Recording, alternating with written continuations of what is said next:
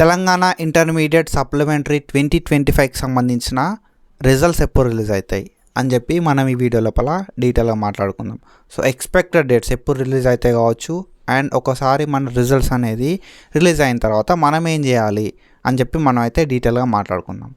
Before starting that, ఒకవేళ నువ్వు మన ఛానల్కి కొత్తగా వస్తే సబ్స్క్రైబ్ చేసుకొని మీ ఫ్రెండ్స్ అందరికీ షేర్ చేయి.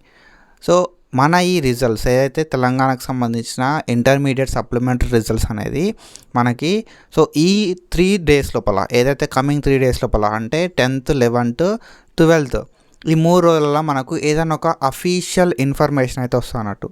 సో మనకి దీన్ని ఏమంటాం కదా అంటే ఒక ప్రకటన అయితే వాళ్ళు చేస్తారు అన్నట్టు, అఫీషియల్ అనౌన్స్మెంట్. ఓకేనా?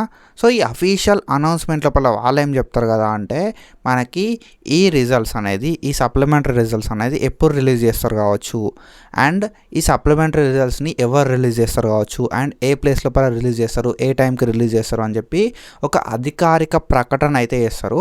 దాన్ని మనం అఫీషియల్ అనౌన్స్మెంట్ అంటాం. సో మనకి తెలంగాణ గవర్నమెంట్ చేత మనకి ఒక అఫీషియల్ అనౌన్స్మెంట్ అయితే ఈ 3 days లోపల వస్తుంది.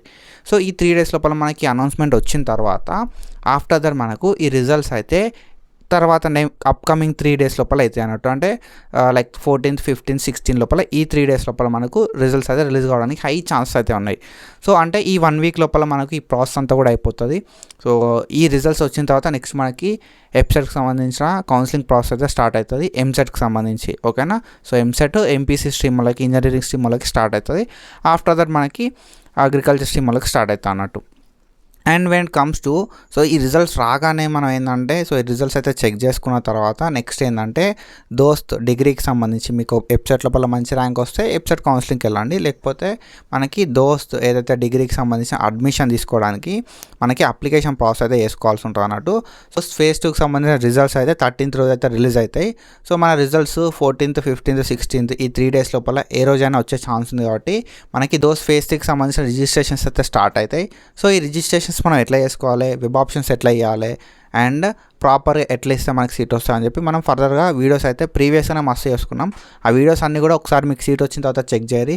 కింద డిస్క్రిప్షన్ లోపల లింక్స్ ఇస్తా, you can go and check it out. And that's it for today. Follow for more and thank you so much. Signing of.